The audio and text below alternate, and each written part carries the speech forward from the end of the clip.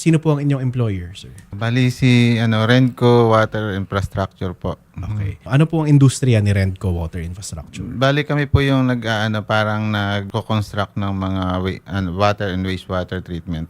Okay, so mga piping kayo po Mga piping, nag-install yes ng po. ano po, Yes para sewerage pati Yes, sir. daluyan ng tubig. Opo. No? So basically construction po. Construction po. Industriya. Okay. At ang sinasabi nga natin lagi sa construction, no, uso dyan ang tinatawag nating floating status. Ganyan ba po nangyari sa inyo ngayon, sir? Denoting po Lumalabas na parang ganun na rin po. Gaano na po kayo katagal sa floating status, sir? Bali since December po Mga 16 po yung huling announcement sa amin. Oo. Na-cut yung aming salary. Lumalapit na sila sa deadline, no?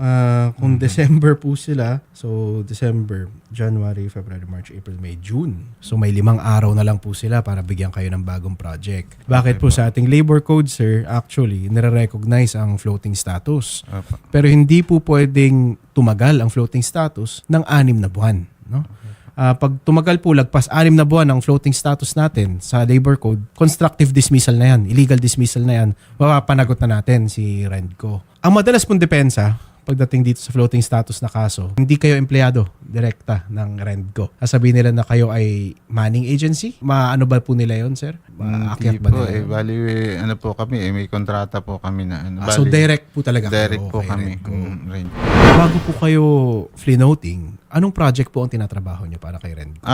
Bali, mayroon po kaming mga planta na naitayo. So, sa mga planta na yun, natapos ang trabaho, tapos yung finished project po, free-noting na po kayo. Yes po. Lumapit ba po kayo sa Rendco, admin or sa HR nila? Nagtanong po kayo kung kailan kayo mababalik sa regular? Hindi na po kami na kasi bali nung pong last na namin, parang lagi pong sinasabi sa amin na papasweldohin kami pero hindi po sinasabi kung babalik pa ba yung company ng pa sa regular. Okay, so kalahating sweldo ang nasabi ninyo, no? Almost kalahati po. Andun naman po yun sa employment contract ninyo na during floating status, kalahati po ang matatanggap ninyo. Ganyan. Ay, wala po. Madalas po kasi nangyayari dito is 6 months po if floating kayo. Pero at the end of 6 months, which is how many days na lang ngayon, sa 15 dapat babalik na kayo. Yan ang pinaka-deadline nila. Otherwise, constructive dismissal na yan. No? Sir, may offer ba sila sa inyo? Severance pay or ng ano? Wala po. Wala po. May mga bagong project ba silang ino-offer sa inyo, sir? Na pwede kayo doon magtrabaho? Wala pa po. Wala na rin. Ano po ang huling contact sa inyo ng ating kumpanya, employer? Bali, may GC lang po kami. Sa GC lang po nag-uusap-usap kami na kapag nagpa-follow up kami na nasa po yung sweldo namin, Opo. saka lang po sila magre-reply na sasabihin po next week or by Friday, next week. Ganun lang po ang sinasabi. Sige, sir. Kasi ang aking kinakabalang dito, no, baka dinadahan-dahan na kayong, syempre, di ba, i-dismiss po. Yun nga ang tinatawag natin under our law na constructive dismissal. O unti-untiin ka, di ba? Hanggang kayo na lang ang bumitaw. Gusto ko pong alamin, ano ba balak nila sa inyo, di ba? Kasi dapat maging bilang employer, dapat maging honest ako. Hindi ko kayo papahintayin lang nakalutang ng 6 na buwan. Yes, ma'am. Di ba?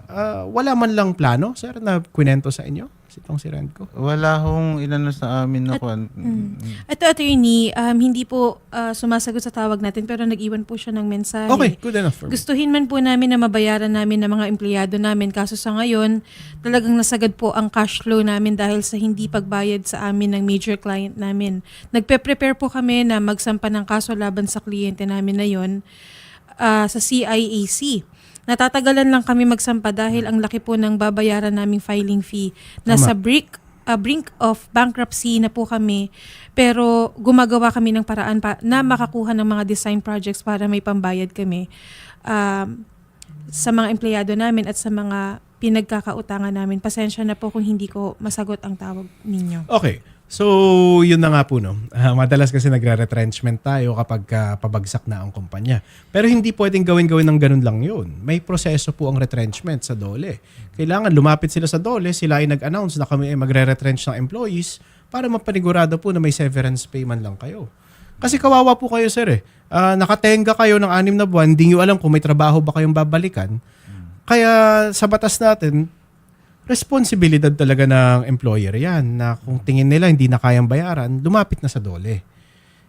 Kasi ang mangyari nito, iiwasan na lang nila yung obligasyon, no? Nakadikit ng inyong paghihiwalay sa kumpanya. Ganun nga po. 'Di ba? Pag lugi naman ng kumpanya, tanggap natin 'yun eh. Di wala. Pero sana sinasabi rin sa atin ng patas, 'di ba? Ma'am Rondain, meron lang po kaming ilang katanungan, no? Kasi po dito, it looks like they're already on the road to bankruptcy. Ito pong employer ng ating mga complainant. Ma'am, meron ba po tayo on record na nag-file ng any retrenchment itong Rendco Water Infrastructure Incorporation? Sir, pasensya na kasi online po kasi siya sinasabit ang mga employees. Okay, yeah. For now, hindi ko pa po masagot po. Pero po, i-will check po. Yes, ma'am. No? Kahit after the program po, ma'am, maybe we can check kung may ano na po tayo. Kung may tinatawag na tayong application for retrenchment, no? Yes. Kasi po ang status ng ating mga complainant right now is magsi 6 months na po silang floating status. Ma'am, in cases ba po na lumagpas ng 6 months floating status ang ating mga employees, ano po pwede nilang gawin dyan sa DOLE, ma'am? Opo. Actually, sir, pwede po silang mag-file ng complaint sa amin dito sa Sena. So, if ever din po hindi masolusyonan yung kanyang kasi po narinig ko kanina, parang ang tagal na ng sahod nila hindi nabigay. Yes, ma'am. It has Tapos been po, since December po, ma'am, no? Yes. Usually po, tinitreat po kasi namin to in practice as constructive dismissal, ma'am, no? So, Yes. kaya po before we file our cases for constructive dismissal, gusto ko rin sanang i-background check muna kung may application ba sila for retrenchment. Because of course, isa po yun sa recognized ways po of severing yung employment po, no, ng mga regular employees, which is retrenchment. But like I said kanina, medyo may proseso nga po yun. At Opo. siguro ma'am, maybe we can coordinate. Can you please check po kung may application na po sila for retrenchment po, no, or dissolution na po ng corporation nila. Winding up na po yung corporation nila. Yes, sir. We'll check po sa system later that i-report ko po agad po sa Apo. Para once we receive the negative po na wala silang application for retrenchment, tutulungan po natin sila mag-file ng constructive dismissal pag tumama na to ng 15 ng June, no? Kasi that will be their 6 months of floating. Yes, sir. Okay. Thank you so much, ma'am. No, ang Senior Labor and Employment Officer ng DOLE, Punta Parlas, Miss Maureen Rondain. Ma'am, thank you so much. Thank you so much po. Salamat din, sir. Thank you po. Sir, ganito, ang para sa akin kasi, ang safest way talaga dito is mauna na tayo. No? Lagi tayong mauuna. As employees, no, sabi ko nga, malakas ang employee sa batas eh. As long as alam natin yung karapatan natin, malakas ang employee sa batas natin dito sa Pilipinas. Hinog na yung kaso ninyo kapag ang balik sa amin ng DOLE is hindi sila nag-apply ng retrenchment at tumama na tayo ng 6 months lagpas. Kung meron po kayo sanang, may group chat po kayo, kung may message po sana doon na makakapag-confirm kung kailan po ang umpisa ng retrenchment ninyo, no? Magiging susi po yan sa pag-file natin ng kaso sa DOLE. Okay. No? Bigyan nyo lang po sa amin yun. Sasamahan po namin kayo sa DOLE. Magsisena po tayo para baka doon po ganahan silang magbayad naman sa inyo. Ilan po kayo? Kasi sabi nyo may group chat. Ilan po? Meron, doon sa group chat namin po, meron kaming 13 po, 13. 13. Pero kami po kasi mga empleyado nun, halos mahigit po kaming 40. Okay. At lahat po yun, pagkakaalam nyo, naka-floating na po. Yes, sir. So wala na pala silang project at all na tumatakbo ngayon. Wala na po. Okay. Ang iniiwasan ko kasi sir dito, no, tutunawin nila yung korporasyon tapos wala na tayong mahabol. So once na maging hinog po ang kaso natin, sasamahan po namin kayo. Magpa-file po tayo sa DOLE. Huwag kayong mag-alala sir, nasa tama naman kayo dito eh. Naintindihan naman natin na nagmalasakit yung employer nyo, nagbigay ng kalahating sweldo. Pero dapat, sabi ko nga, unfair pa rin yun para sa trabahador. Kasi kung ako sa inyo, hindi na ako aasa, maghahanap na ako ng trabaho. Yes, Di ba? Pero walang malinaw po sa ngayon eh. Kaya nahihirapan po tayo. Part naman po dun sa benefit namin ng SS, Ayan ma'am, no? PhilHealth at saka pag-ibig. Ayan. Sabihin ko pala sana na pagdating po dun sa Sena, i-review po natin yan. No? For the past 3 years, kung ano ba yung ginawa nilang kulang.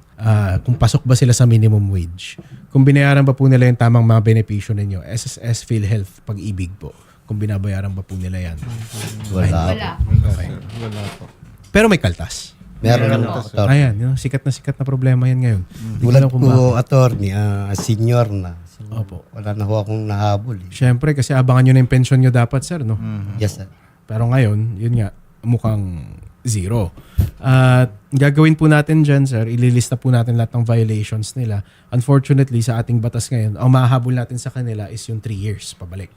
di ba? Anything after that, di na natin mahabol. Kasi nga sinusubukan namin baguhin yung batas, sir. Na dapat simula sa pool ng employment ninyo, mahabol nyo lahat yan Pero according sa labor code, 3 years lang. Habulin natin lahat ng pwede nating habulin sa legal. No? Ang kailangan ko lang nga is, sabi ko nga, magiging hinog yung kaso natin pag sinabi nila walang application for retrenchment. Tapos umabot na tayo ng 6 months, ilalabas pa natin yung mga payslip ninyo, sir, na may kaltas. Tapos ipakita natin yung sa SSS na may butas naman. Yun yung nakakatawa, sir Kakaltasan ka sa payslip pero butas ang SSS, di ba? Kaya ipapakita natin lahat yan, sir. Kung pag-ibig, Ayan po. hindi po ako member. Wala po kayo number na Wala po. kayo reference Pero number ng Pag-ibig. pinapilap niya po ako ng form. Nung Pero nag-check po kayo sa Pag-ibig, ma'am, wala yon. wala po talaga. Hindi nila sinumite. Asking wala po yung pangalan ko. Magaling. Okay. So, yun, ano. Napapadalas po yan, ma'am. No? Actually, kung napapanood niyo yung mga dating labor cases namin, dumadami na ang employer na hindi tinatakbo yung papel ng mga employees. Sir, sasamahan namin kayo sa Dole. Mag-umpisa tayo ng action laban sa Renco Water Infrastructure Incorporation. At madalas naman, sir, pag nakita nilang malakas ang kaso natin, nagsisettle po sila agad. Hindi na natin papatagalin.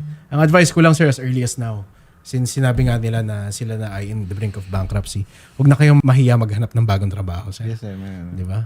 Sayang po yung oras natin. Pero regardless of that, tutulungan namin kayo, sir. Sasabayan namin kayo papunta ng Dole. Okay. As per sa system daw po, wala pong naka-file na retrenchment Ayun, hinog na yung nga yung kaso. Renco Water Infrastructure. Ayun. So, hinog na nga yung kaso natin, sir. No? Hindi nila siguro napagtuunang pansin na palubog na ang korporasyon nila. Pero, ayun, sir. Tulungan namin kayo. We will file the proper cases po dun sa NLRC. Through NLRC, makuha po natin ang mga pagkukulang nila sa inyo. Sweldo, SSS, Pag-ibig. Apo. Assist na lang po namin. PhilHealth Schedule din na pala. lang din po. Yan. Salamat po. Sir, Magandang thank you hapon so po. much. Maganda naman yung kaso nyo, sir. Thank you, sir. Thank you po.